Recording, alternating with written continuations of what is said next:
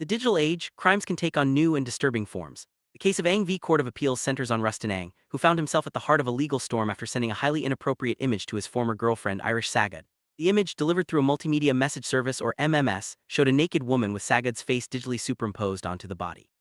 This act not only shocked Sagud but also raised serious questions about privacy, consent, and the misuse of technology in personal relationships. As we delve into this case, we'll see how the law responds to such digital offenses.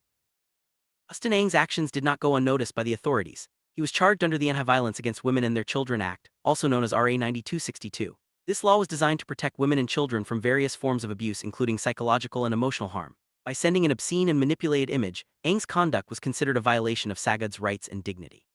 The case highlights how existing laws are being applied to new forms of digital harassment, ensuring that victims have legal recourse even when the abuse occurs through modern technology.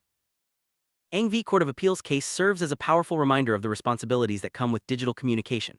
It underscores the importance of respecting privacy and consent, especially in the age of instant messaging and multimedia sharing. The legal proceedings not only sought justice for Irish Sagud, but also set a precedent for how similar cases might be handled in the future. As technology continues to evolve, so too must our understanding of how laws protect individuals from harm, ensuring that justice keeps pace with innovation.